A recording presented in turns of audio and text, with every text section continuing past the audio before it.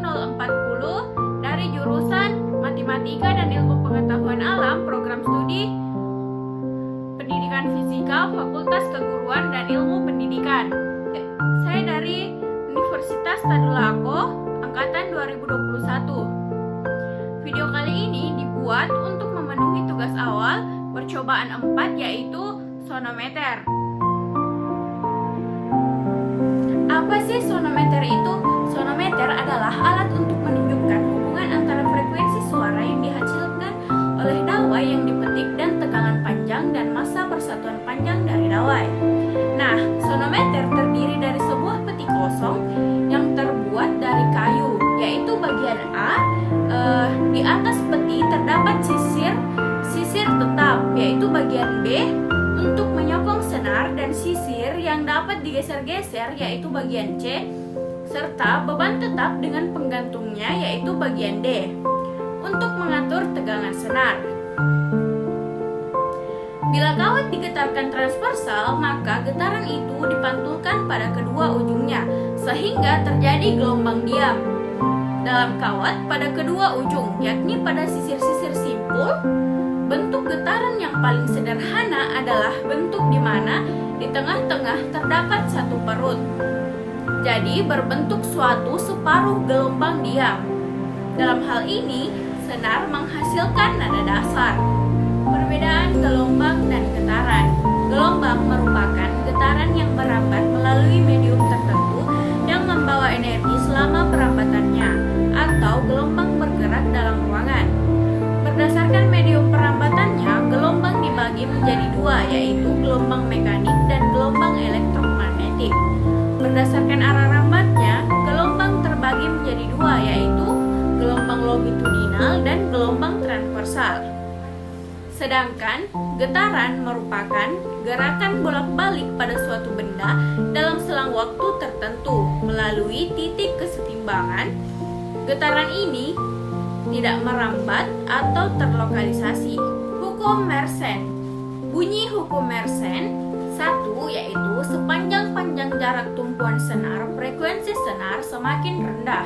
Dengan demikian, frekuensi senar berbanding terbalik dengan panjang tumpuan senar. 2. Semakin besar luas penampang senar, frekuensi senar semakin rendah, sehingga frekuensi senar berbanding terbalik dengan akar luas penampang senar. 3. Semakin besar tegangan senar, frekuensi senar semakin besar. Dengan demikian, frekuensi senar berbanding lurus dengan akar tegangan senar. Yang keempat, semakin besar massa jenis senar, frekuensi senar semakin kecil. Dengan demikian, frekuensi senar berbanding terbalik dengan akar massa jenis. Hukum Melde. Hukum Melde tentang bunyi menyatakan bahwa cepat rambatnya gelombang atau Fi pada dawai sebanding dengan akar gaya tegangan tali, yaitu F berbanding terbalik dengan akar massa persatuan panjang dawai, yaitu mu.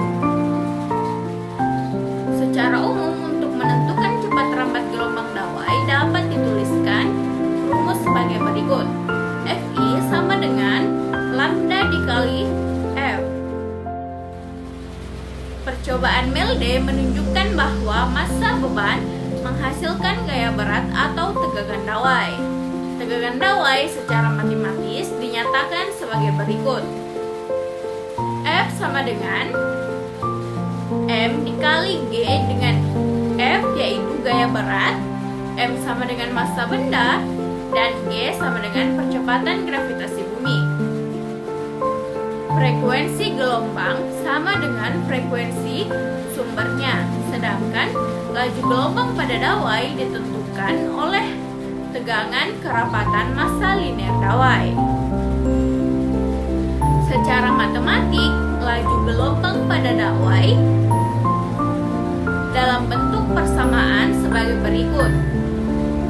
Dengan V sama dengan cepat rambat gelombang dalam dawai, X sama dengan tegangan dalam dawai, mu sama dengan rapat massa dawai.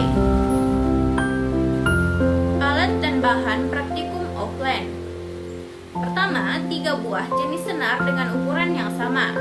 Kedua, 3 3 buah beban untuk memberikan beban pada ujung kawat. 3 buah garpu tala untuk memberikan bunyi dengan frekuensi yang berbeda. Keempat, yaitu 1 set alat sonometer untuk menunjukkan hubungan antara frekuensi suara yang dihasilkan dari dawai yang dipetik.